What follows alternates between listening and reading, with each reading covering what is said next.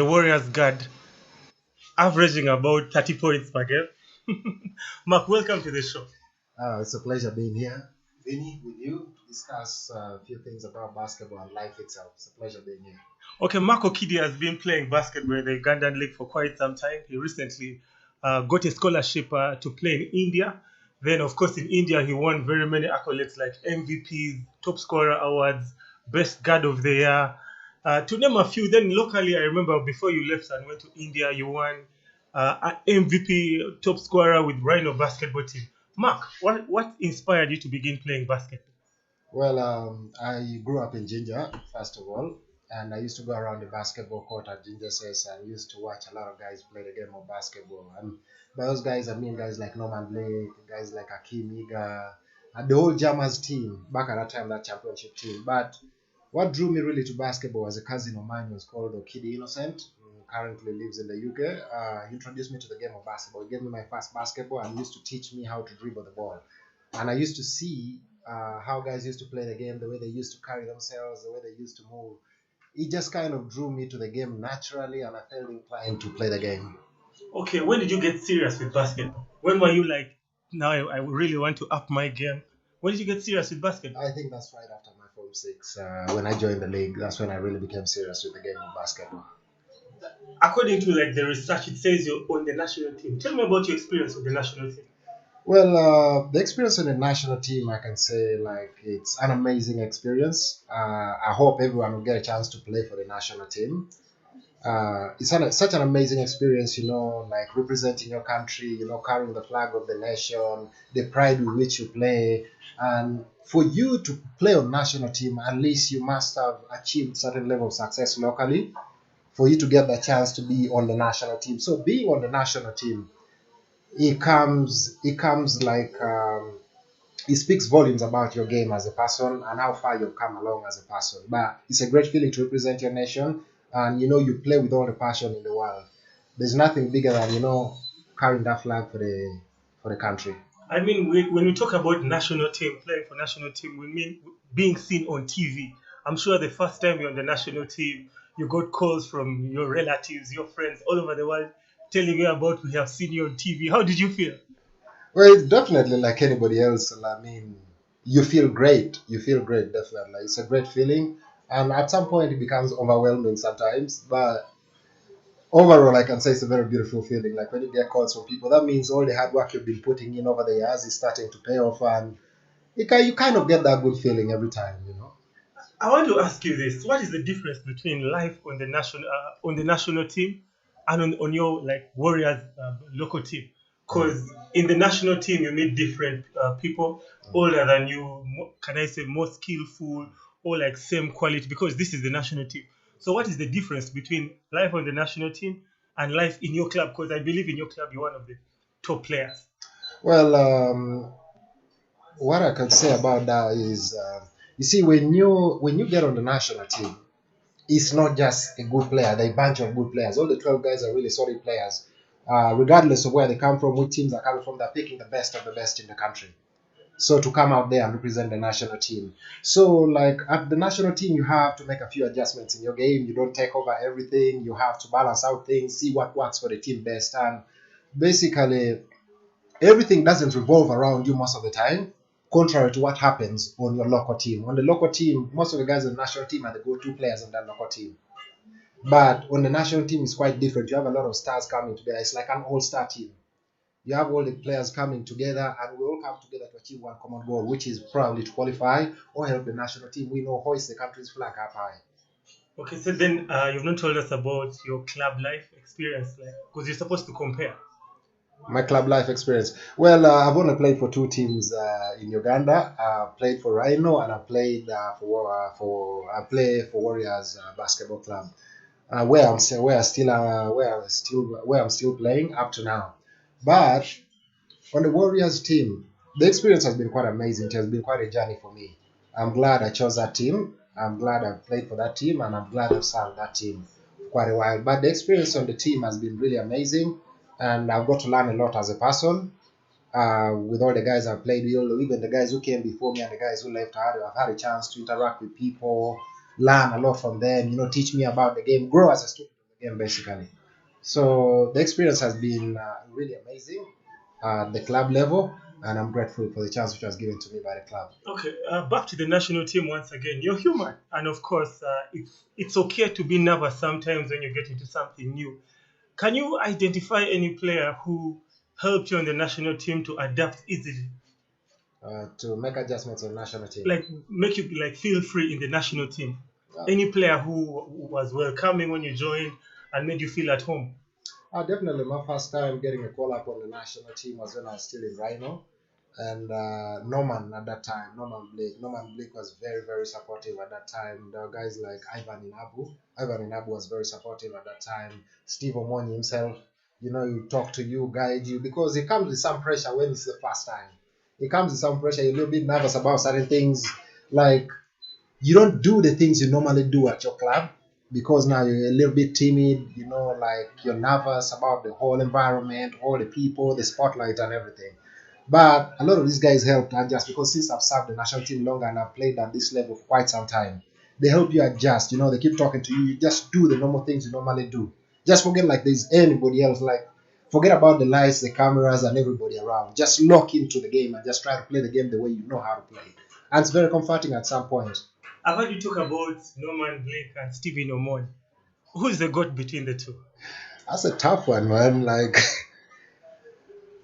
uh, man, both guys are really amazing. It's tough for me to make a choice. Describe Norman Blake as a sports person. Sports person, man. Like, I grew up watching Norman Blake. Like, I used to see the way the guy used to play the game, his knowledge of the game, his understanding of the game, his marksmanship as a person, the way he used to carry himself, when he was playing the game of basketball. And this was a guy who was about 6'6". At that time I was still very little, but this guy was 6'6". He could do literally everything in the game. He could handle the ball, he could shoot, he could pass, he could coach. And he carried himself like he was a people person. Everybody loved him.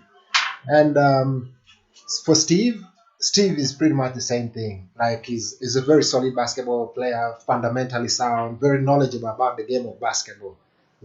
Steve is a little bit tough. That's what I'll tell you. He's a little bit tough. He's not into the idea of playing games. When he's on the court, it means business. Like he's a tough guy. But that's what makes him Steve. You understand? That's what makes him Steve. Then Ivan Enabo? I mean, the king of Kai. Ivan, king of Adia. Yes, please describe him. Oh man, Ivan. I used to call him King Obadia, and he was my teammate. I just thought he's a very funny guy to be around. Very talkative. We're always talking. Even when you're on the bench, he's very funny. Very amazing guy to be around. I don't want you to tell me about his fun. Tell me about his basketball. Ivan Nabu, of course. Who doesn't know? Ivan Nabu has been. He's a solid basketball player. We have all witnessed what the guy did for basketball in the country, and how he carried himself in the game of basketball. Ivan Nabu, like. To me, I think he will always also be among these guys who will go down as a great guards who have played basketball in this country. Okay, you've been on the national team for quite some time. I think about 6-7 years. What is the selection criteria for the national team? Because year in, year out, when FUBA comes up with a selection, there are a lot of critics. What criteria do they use? I'll tell you, naturally in life, like every time you make a decision or you make a selection, there will always be people who criticize the selection. They'll be like, oh, so and so is not supposed to be on the team. You should have put so and so. Like all those ideas will come in. But the reason why they entrust the coaching staff and management is to pick the best players they feel fit to represent the national team at that particular point in time. You understand? So the criteria, it just depends on what the coaches and management want for the team and what they expect and they feel and what they expect and they feel and what they feel like which players are going to help get them there. You understand? I believe that's the criteria based on. And of course, definitely your current performance in the league will speak volumes for you to be on the national team. If you're on form, players who are doing well will always be on the team. And of course, there are players who are very experienced that played a lot of these games. So it's also good to have a lot of them on the team because they'll help guide people. They'll help talk to the young people. They'll help talk to people who are a little bit nervous. Guide you just along the path as you maneuver so that, you find your solid ground. Basing on your education about basketball in Uganda, of course, the days of Obol, Norman Blake, of course, Olobo Moses, the Malinga brothers, compared to today's basketball, do you think the national team is successful? Well, honestly, I'll give credit to the current national team. I believe the national team has been somewhat successful in a lot of areas because if you look at like the past 5 6 years, like the national team has gone for trips or they have qualified for tournaments that previously we had never gotten a chance to play, which speaks volumes. Which speaks volumes about the sport of basketball in Uganda. I believe basketball has improved. You understand? Our national team, we have gone for Afro basketball, which is something we used to dream of back in the days. Our players, like every time we qualify for tournaments, those days we used not to be even able, like to be able to afford to go for these trips and play these tournaments. But over time, like the national team and the government have come together and they've been able to put a lot of resources together for the team to support them in their pursuit of whatever it is that they want to achieve as a team. And to be honest with you, I think the national team of Uganda basketball has registered quite a good number of has registered good success over the years. Okay, for every organization to be successful, of course, there must be that leader who spearheads everything. Tell us about Haji Santur of City Oil. How can I say, man? I don't look at Haji as he's a great manager. He's an amazing manager. I look at him as a brother. It makes you feel so comfortable, like when you're around him and when you're on the team. He doesn't. For him, okay, there's a difference always between management and players, but he treats you like you're his brother, which speaks volumes about his personality as a person. Which speaks volumes about his personality because aside from just being a manager, he tries to get to you. He understands who you are, what you're about, where you come from, and like he talks to you deeply at length about the game, what he expects from you in terms of how you're going to play, what your roles are. And there's a lot of encouragement. Even when you see players are bowing their heads, it's like, you know what, you need to keep your head up. You need to play the game that you're supposed to play. It's a little bit tough. And I understand his toughness because he has played the game of basketball and he's so passionate about the game of basketball. Hadi is so passionate about the game of basketball. And when you look at him, the way he expresses himself when people are playing the game of basketball and how enthusiastic he is as a person when somebody makes a big play, speaks volumes about his love for the game. Overall, I'll give him A plus as a manager. A plus, wow, that's nice. City Oil is among the top clubs in Ugandan sports history, not in Ugandan basketball history, but sports history. Does that mean Haji is one of the people behind its success? You see, I think I'll give it to you straight. I think what City Oil has over a lot of teams in Uganda is you can find teams which have equally as good talent as City Oil, but the level of organization in the club, one thing leading to the next, the building process, how everything is organized, and when you see how all these things come together, oftentimes you don't find on their team somebody overstepping into a role of another team, like of another player. All the players on the team know their roles, what is expected of them, and everybody plays in that line. It makes it so easy for you to coach that kind of players. You understand what I'm saying? Yes. It makes it so easy for you to coach that kind of players and that kind of organization where one thing leads to the next. Everything seems to be streamlined for the team to succeed. That just speaks volume, and no wonder they have not come up short in recent years. Speaking about national teams once again, you were selected to participate in the FIBA 3-on-3 teams. And you guys, you've gone to places. I don't know if you went to, was it Ivory Coast?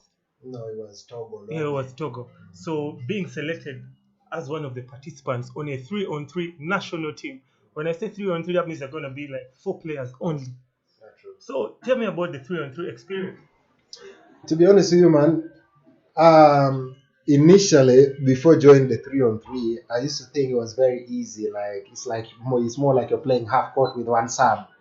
But it's actually the game is so tiring. The game is so tiring, and there's a lot of movement back and forth. It's half court, quick decision making, pass the ball, kick it out, shoot. You get you're active all throughout. What's so challenging about the 3-on-3 is that you don't even have a coach on the sidelines.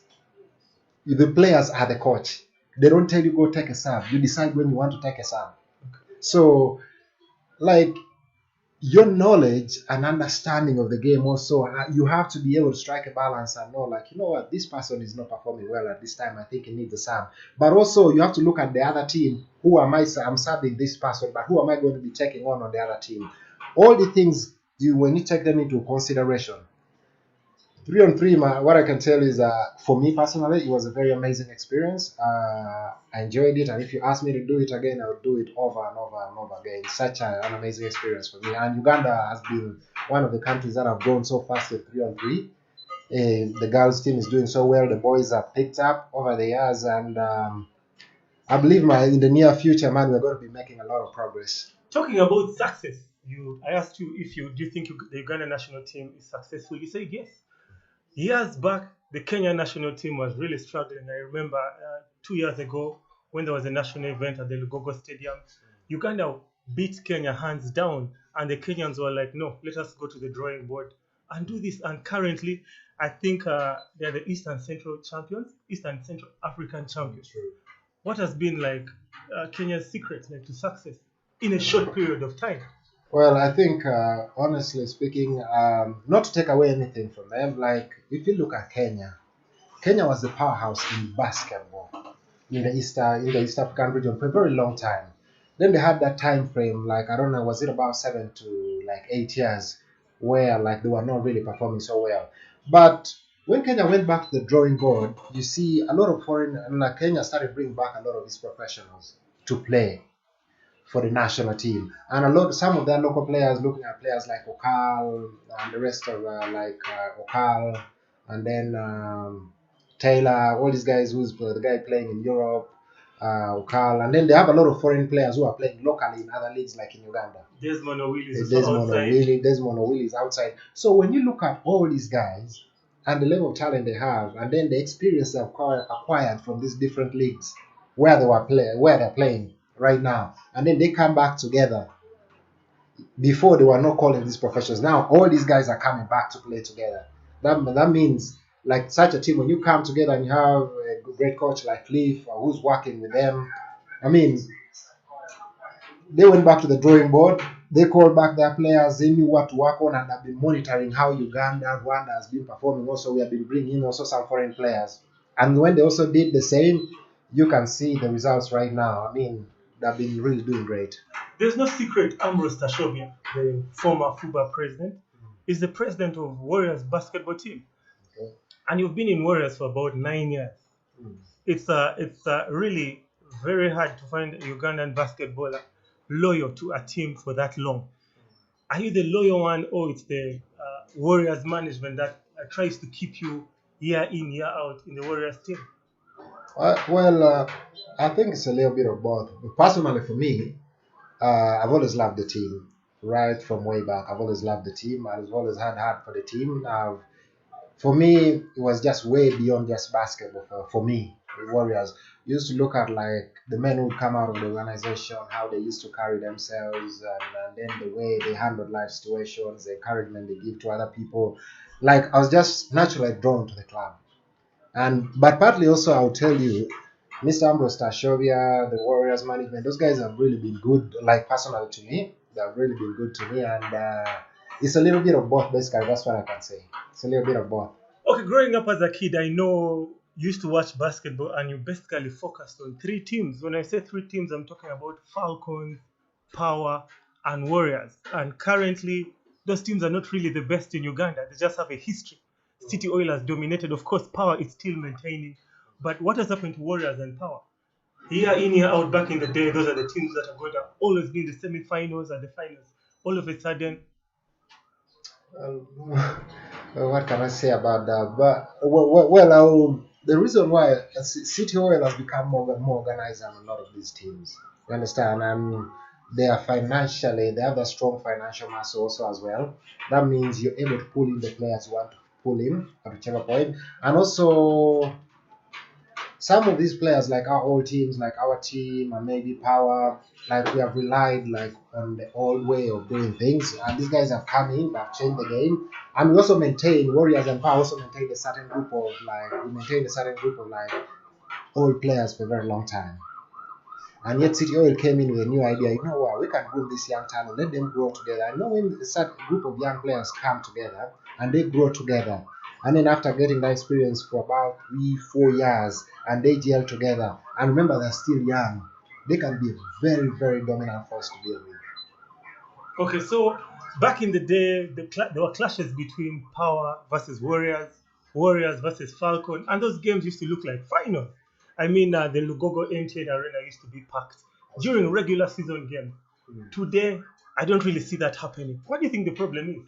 I mean, a Power and Warriors game can have little fans, very few fans. What is the problem? Is it the federation? Is it the lack of talent? Like people no longer play basketball like back in the day, so it's not entertaining. That's why the crowd doesn't come back. I don't know. What is your take? My take on that, why the number you're talking about, the number of fans having gone down in the game, Exactly. is it, in terms of watching the game? I think back in the days, when MTN was still sponsoring the league, and there were so many young, exciting players, and then these are the teams which had some of the best players in the country. These two teams had some of the best players in the country, and when every time these two teams were going at it, everybody in the basketball world used to come. And of course, there was extensive advertising about basketball. There was massive sensitization. A lot of people used to talk about basketball, and it was a growing sport at that time. And you'd see the skill set of the players at that time, the level of talent. Because if you look at those rosters, their commitment, the level of competitiveness. If you look at those rosters for like 2 3 years and look at the quality of players they had on the team, starting from number 4 to number 15 jersey, those guys could literally, anybody could be on the starting five. Okay, so forgive me for talking about national teams, different organizations. Let us go back and focus to you on you. How has basketball affected your life? Well, basketball has affected my life in a great way. I've gotten to meet a lot of people. I've gone to places.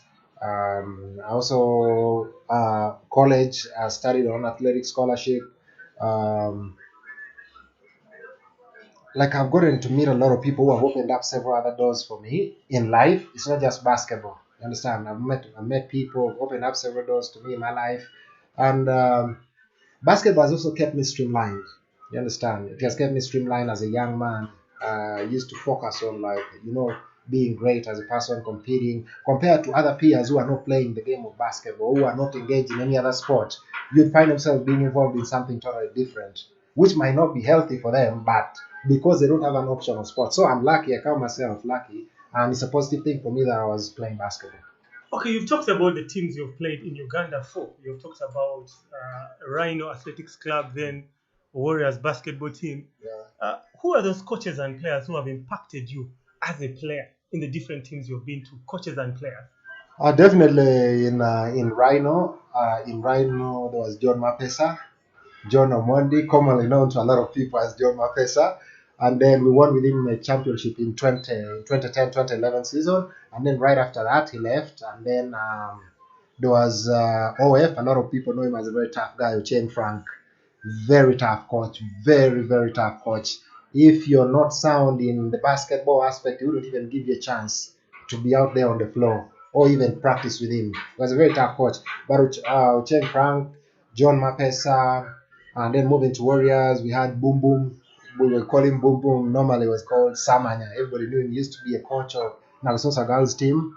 And then I've also worked with Gade Tau. I've also worked with Samo Ball. I've worked with Ronnie Mutebi, Okias, Ronnie Kaseu, and currently also I'm working with Oluka Tony. So I've passed through a handful of coaches. I've gained knowledge from a lot of people, which has helped me in my path to basketball. You've not told me about teammates. Teammates. In both teams. Oh man, I had a lot of teammates, man. When you look at teammates in Rhino, we used to have a very amazing group. We're always around each other. People would talk so much. Guys would talk a lot of smack. We had guys like Farmer Sevatinja, of course, you know him, always talking smack. We had Bongomin Joseph. We had Omwani Walter. We had Swaib Kakande. We had Ben La Quinta. We had Sosen himself, Chijambu Sosen. We had Jimmy. We had Manute. We had I think those are a few I can remember for now. But we had then in Warriors I played with a lot of people. Of course, starting guys like Ronnie Kaseu. He's a great guy. I think he's the greatest warrior to ever play for the team, to be honest with you. And then I played with guys like Okias, I played with Judo Chen, I played with got a chance I played with Karaoke as well. Brian Kumisi of course. Played with Ronnie Sally.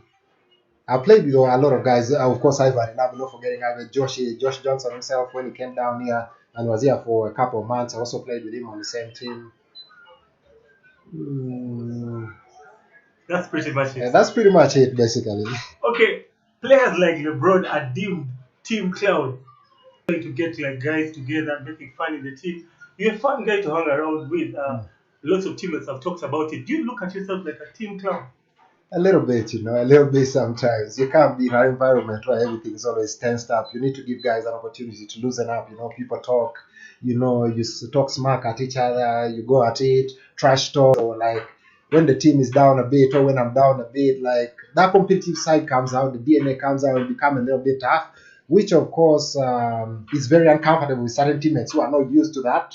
But that's just me sometimes, when that competitive DNA comes out, or you wear that competitive fabric, like you want to be out there, you want to win. So if you're not playing to win and you're my team, sometimes, it can get a little bit rough, but it's just a game of basketball. Right after that, we're cool. Okay, the system the best for the last. What has been your worst game moment? Worst game moment, worst game moment, worst game moment. I think my worst game moment will go to 2012. I was playing for a tournament, intercollegiate NBA tournament in India. I went to pick a rebound and then I came down and landed. Then, I broke a bone in my ankle. So I had to sit out for about 6 months. Underwent an operation, recovery, and all that stuff. So it was tough, like if you have passion for the game, you love to play the game every day. It was just tough to sit back, gain weight, stomach comes out a bit, and playing the game of basketball. Every time I used to go out to the court, watch Caesar, AT, Carter, and all those other guys. They'll be playing, and I didn't get a chance to play. It kind of stings. Did you say Carter? Are you talking about Vince Carter? I know Ebolias Mike Tobias, the only one. Okay, then your best basketball moment. My best basketball moment was I think I would say in India it was 2014. We won the national championship. India has about what 2,500 colleges. It has about 2,500 colleges. So each state would play. It basically is like the NCAA tournament. Each state would team colleges would play in that different states, and then they will come, and then the best 32 teams would come and would meet at the national level. And unfortunately for India, it's not like here where you can go into group stages and you do round robin, then qualify for the next stages. For them, it was basic, and I did that with an amazing group of guys. Of course, some of them you know them. Caesar, he calls himself the future, very interesting guy to be around. Ateng Emmanuel, they call him Flight 13. Bolias Mike Tobias, commonly known to a lot of people as Carter. Then we had, of course, Chikalo Screflo. I played with. Then, of course, we had some other teammates also you guys didn't know about. We had some guys like Ibrahim Traore, was from Ivory Coast. We played with guys like Hadik Jamoda. We played with Wang Khan. We played with Sachin. We played with other guys from different countries. So it was just a great team. Okay, the next question was going to be basketball life in India. Tell us about the basketball life in India, but you kind of answered a little. So, talk about the skill set of players in India, the commitment to basketball compared to Uganda. Well, what I can tell you about that is in India, in Uganda, a lot of players are so passionate about the game, but we don't have a lot of facilities. You understand? In India, there's so many, like every half a kilometer you move, you're finding a basketball court, a proper basketball court. But sometimes you go out to these courts and don't even find anyone. Not many of them play the game of basketball, but they have great coaching in the country. The game in India, it's not so physical. It's just a very smart game. They work a lot of plays, a lot of screens, and there's a lot of shooting in the game of basketball. That game of basketball is basically high IQ basketball for them. And having for me personally, it was so beneficial for me. It helped me grow my game and change my game personally because when I came out from here, it was more like attack mode, beating people, beating physical, running quick. And then when I had that aspect and then I combined it with the other, I picked up the other, IQ, reading the game, shooting the ball a little bit better, reading situation stuff. And when all those things came together, it just made me a better player. Okay, growing up in Uganda, basketball is not really that pain. I know you have lots of things you do, like personally as a man. Have you ever felt like quitting basketball and focus on those other things? Definitely, that time has to come for everybody, like where you have to take a step back, from the game and focus on other aspects of your life, or probably like fall back into your career, do something with yourself. Like you mentioned, basketball is not very paying in the country, but a lot of us, even if it's not very paying in the country, a lot of people play the game because they love the game. They love the game of basketball.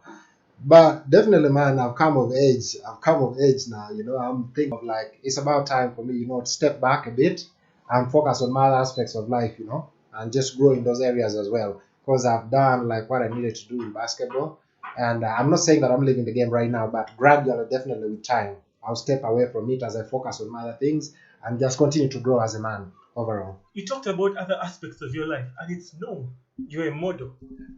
I don't know with which companies, of course, the top model like companies in Uganda, Sylvia or Worry, something like that. Tell us about your modeling career. How do you balance the two? Tell us about your modeling. I don't look at modeling as a career, but it's something that I do every time I get a chance to. I've always had an eye for it. I like it personally. I do like it, but you see, like I work for Warren Bonrich. It's a clothing brand which was started by Ugandans based in the UK, and then they come out here. They have a very amazing outfits, and anybody who's interested can check it on my Instagram page at Okidimark. And then I also work currently. I'm also working with Bliss Models, uh, doing a lot of commercials and shooting and stuff like that. But balancing it is not really tough, because they call you and let you know earlier. And most of the times, they can work around your schedule depending on how busy you are. So it's very flexible for me. If they can work around your schedule, that means it's very flexible. Okay, growing up as a man, I know when you decided to begin playing basketball in the local league, you had both short term and long term goals. Do you think you've achieved any of them? Well, to be honest with you, I think I've achieved most of the things I wanted to achieve.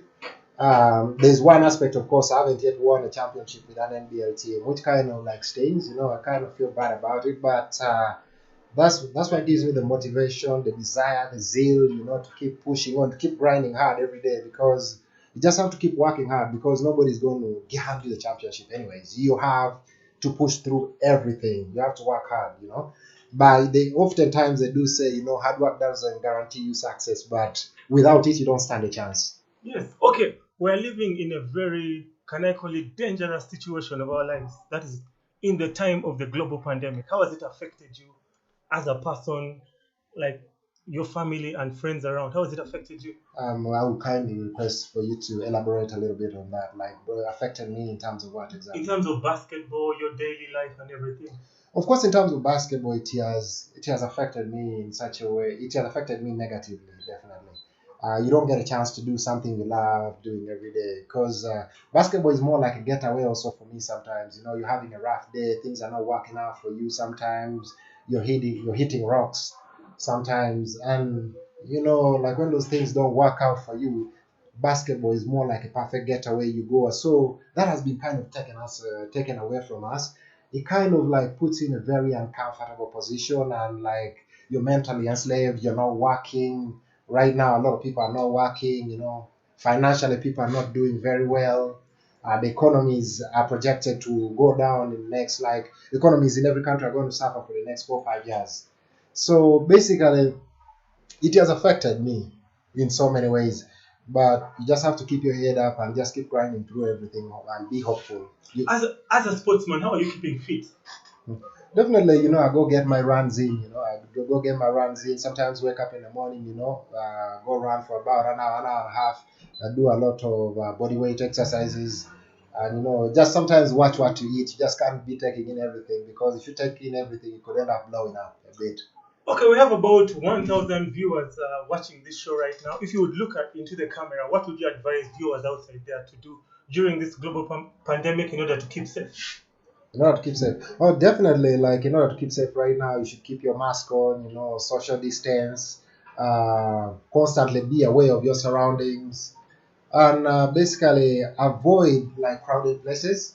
Avoid crowded places. Don't put yourself in situations where you could catch the disease. Protect your loved ones, sanitize most of the time, and just constantly, whenever you're feeling some type of way, you can go for regular checkups. just to be sure of yourself. Okay, back to I'm going international right now. Do you have a best five, all-time best five? I'm talking about international. That is the NBA or I don't All-time know best five EuroLeague. Yes. in basketball. Yeah. Well, of course, I have all-time. Of course, I do. I do have, some people that I do. My best five. You want me to name them? Yes, that's of course. Of course. Michael Jordan. That's one. Michael Jordan. There used to be Stockton, who used to play for Utah, and then of course, definitely LeBron is there. Definitely LeBron is there, and then I have, Okay, let me backtrack a bit. Let me just rephrase it for you a bit. Number one, okay, according to position. Number one, I'll give you Magic Johnson. Number one, I'll give you Magic Johnson. Number two, definitely, I'll pick Michael Jordan. Number three, definitely, I'll pick LeBron James. Number four, I'll pick Tim Duncan. And number five, I'll pick Kareem Abdul-Jabbar. The truth is, some people outside there feel like you've already disrespected Kobe Bryant. Of course, man. Let me tell you something. Growing up in a Kobe era and you did not name him on the static five, some people outside there feel disrespected. It's not. I have the ultimate respect for that man. That man was something else. He was a very dangerous man. Every time you see Kobe, you know it's going to be a long night for any team. That guy would play with great energy. He was so resilient. He was relentless every time he was playing. But you see, when you put Kobe and Michael Jordan, they all play number two positions. But Kobe can play three. Jordan can play one, can play three. Well, personally, for me, I was basing on position. That's why I chose Michael Jordan over Kobe. Personally, I was basing on position, number two position. Okay, so who's your all-time greatest basketball player? All-time greatest basketball player? Of course, right now it's Michael Jordan. Why Michael Jordan? You never lived in his era. Are you basing on history or? It's not just history. There's when you even look at players in this generation and the things they have to say about a man who played way back. Players who are in this generation, some of the greatest players in this generation. Look at guys, Kobe who just passed on. You look at LeBron, and then you look at also, you backtrack a bit, and then you look at guys who came before Jordan, guys like, Magic Johnson. You look at guys like Larry Bird. Even when they're making the documentary of The Last Dance, they will tell you, you know what? The guy just only played in the league for about 2 seasons. And then Magic Johnson was having a conversation with Larry Bird and was telling him, you know what? I think that we have a problem. There's a young boy who's coming out. His name is Michael Jordan, coming out of Chicago. I think in the next 2-3 years, this guy is going to take over the league. And what happened? The guy took over the league. He won 3 straight championships. He went on a break. He took a break away from basketball to go and play baseball. Who knows what could have happened in that year? He comes back. He wins 3 straight. That is ridiculous. You go 6 out of 6 in the finals. That's ridiculous. If you don't respect that man, then you definitely have a problem. So it's hands down Michael Jordan. Definitely. Well, let's go back locally. What's your all-time starting five in the Ugandan National League? In the Ugandan National League. That's tough because, there are some players that didn't get a chance to watch. Do not include yourself. So I was definitely going to include myself, but the all-time starting five, I think I'll go with, because I got a chance, I watched Koma in his heydays. Boy, was a problem. Koma used to play very amazing basketball. Of course, there's Norman Blake. Of course, there's Stephen Omonyi. Those are three. Those are 3. And then, of course, Henry Malinga. And then I'll give Ronnie Cassell, of course. Ronnie Cassell. I've not got the last 2 properly. You talked about Komakech Ben, Ronnie Cassell. You're asking me for my for the 5 again. Yes, for the 5, yeah, that's my 5 because I was talking about Ben Koma, I talked about Norman Blake, I talked about Stephen Omonyi, I talked about Henry Malinga and Ronnie Cassell. Okay, who's the greatest basketballer all time in Uganda according to you? Man, that's really tough, man. I'm just I'm split on it, I'm split on it between 2 players. It's a tough one, Mention one. Still, I know you grew up from Ginger, you grew up with watching Norman. Okay, based on my experiences and the people I've got a chance to watch, because I watch Norman a lot more, I'll go with Norman because that's a guy I watch a lot more. I watch Steve because I didn't watch Steve when I was a little bit younger at the times they used to talk about him, and then I got a chance to watch Steve and play with him or go up against him. uh, when he came back from Seychelles. So I didn't get a chance really to watch him much. But what I've heard is that boy was a bad man. But based on what I watch, I think I'll go with Norman Blake because I watch a lot of Norman Blake. Okay, they call you Mr. Skills. That's your AKA, right? People say whenever you have the ball, it looks like you're dancing. I mean, you're taking opponents that side, you pass this side. Some opponents are left on the floor. Who's your toughest opponent? Like the person who has guarded you, and you're like, yes, this man can play defense. The person who has guarded me, and I felt like this man can play defense. Are we basing on current players or old players? All time, like just your basketball career, like who has marked you and you're like, oh my god, this guy can play good defense. Well, I used to, when I was a little bit younger in Rhino, the guy I thought to be really, really, really tough was, Jeff Omondi. Like he was tough, like he was a tough cookie. Like you would beat him sometimes, of course, definitely every great defender would get beaten sometimes, but he was a tough one. And he would rough you up a bit sometimes, like he gets that baby out of you sometimes, would rough you up a bit. But I think Jeff was solid back then. Okay, let me get a little bit personal. What's your favorite food? Favorite food? Yes. You're asking me, bro. That's corn, of course. You're talking for to sure, for sure. Portion and beans, that's my favorite food. Okay. Then do you drink? No, I don't take liquor. What's your favorite drink? Favorite drink? Water, of course. Water, I love taking water. So that's your favorite? Therefore, hands down. So what do you think about nurturing young talent? Lots of players who have really made it big, whenever they see young talent coming into the league, they feel a little bit intimidated. So what do you think about the existence, like the coming in of new players into the league? Well, I think anybody who feels intimidated, I find that to be ridiculous that you're intimidated about young players. On the contrary, I feel you should be happy. Young players are coming in and, they're trying to take over the league because basketball has a time frame. You understand? We have a time frame within which we're supposed to play. And when that time frame elapses, you're going to step out and there should be new people coming in to replace. And if there is young players coming, you shouldn't be, actually, in my honest opinion, I don't think you should feel intimidated. You should just embrace them.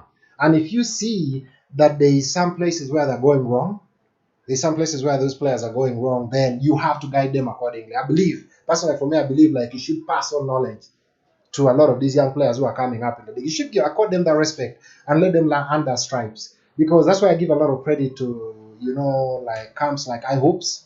You understand? Temitope TP has his camp which has produced quite a good number of players like Willem. You have Lexi playing in New Hampshire. You have Brick. Who is Temitope? Temitope Ahmed, like, is a basketball coach in Uganda. He's Nigerian, but he got married here to Ugandan, and he lives here. And personally, I had a conversation with him, man to man, and then when you get a chance to talk to him, like his knowledge of the game, his understanding of the game, and he said Uganda has a lot of talent, of course. And he's coming from a basketball powerhouse in Africa, which is Nigeria. Okay. Growing up in Uganda, a third world country, when you begin playing basketball, your parents say, this kid is known becoming a Muyai. I don't know if you know what that means. You're losing it and you're becoming spoiled when you begin focusing on basketball and forgetting education. What has been your parents' influence in your basketball career? Well, that is the common belief. Like, if you're playing basketball, because they believe like education is the only thing which is going to open up doors for you. That's our traditional kind of thinking, our mindset. But to me, honestly, for me personally, I think I should count myself a little bit lucky. Of course, my mom used to be a little bit tough for me, but my dad used to give me a chance, be like, what, you have to let them play, you understand? So my dad was very supportive at that time. And then over time, my mom also became very supportive. They used to allow me to play basketball and also go to school at the same time. So I did it concurrently. But I used to see other people where the parents would be really tough on them and they had to escape to go and play basketball, which was kind of tough. It's really tough for some kids. I believe like parents today who are raising kids, you should give your kids a chance to do sports and also study at the same time, because sports has become one of the biggest industries in the world today, and it's opening up a lot of doors for young kids. I know kids who have never paid tuition right from the time that they're kids until uni, and then right after that they venture into their career, and basketball is what has opened up doors for them. Okay, away from your personal life, I know like you're a basketball ambassador in Uganda. I don't know if you know that. If you're the FUBA president or if you are working with the FUBA organization, we do. I don't know if you know, we do not have a basketball arena.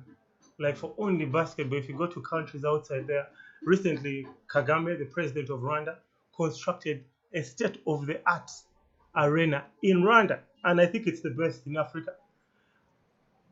If you're on that committee, wouldn't you spearhead for such a thing? Definitely, hands down, definitely. I would spearhead for something like that. We must have like an arena. Currently, we are playing at MTN Arena and Do, YMC. do we pay for those venues? Definitely, we do pay for those venues. And sometimes when we do come up short, we don't get a chance to play games at such venues. We have had instances where they tell late night, they send you a text, so you team manager or coach receives an email late in the night to tell them, games have been moved tomorrow, or probably games have been moved to KIU, games have been moved. And looking at this stuff, we are not even playing on the standard where we're supposed to be playing. If that's the best way for me to put it, like we're not playing on the court where we're supposed to be playing. We're still playing on concrete and rubber floors. People have moved away from that. People are playing on hardwood. People have moved away from that. Definitely, if I was on the committee, that's one of the first things I would look into as a person. We must have an arena. In order for any sport to elevate from down here to up here, you must have arenas. You must have a place where people constantly play games, where people can practice. Okay, I'll rephrase the question. How would you advise the federation to get an arena? How would they start? To the president, to sponsors outside there, to FIBA? Well, I believe before FIBA, I think they should be able to talk to the government, have a round table, and speak to the government, talk, lobby for funds, and see a way of how they can work around it and make sure we get an arena in the country. The first step, I think, is for them to talk to the government. I don't know if you've realized you're a role model, and lots of people watching you right now want to be like you. How would you advise them to be perfect gentlemen like you, a perfect gentleman like you, and going to become successful in whatever they do? Personally, I don't. I wouldn't consider myself as perfect. I also have my flaws as a person. But the best thing I can tell anybody is you be yourself in whatever you do. Like, just be true to yourself, work hard, and then just stay disciplined in whatever it is that you do as a person. Just keep pushing yourself. There is nothing like I can't be your role model. You can also carve out your own path and do your own thing, your own way, and it sticks for you. So just be yourself, respect yourself, and not stay true to your grind and just keep working hard. Okay, ladies and gentlemen, that has been Mark Opio on Around the Game tonight. Mark, thank you for coming. Thank you for hosting me. It was an honor to be with you tonight. I hope next time when we invite you, you'll respect our call and come through. Definitely, man. Hands down, I'll definitely come through. I'm always glad to come out here and share my knowledge. Okay, ladies and gentlemen, thank you so much. This is the end. We shall see you again on Sunday, 2 p.m. with a female athlete. Thank you so much. Go to Deep End on YouTube and subscribe. Thank you so much and have a good night.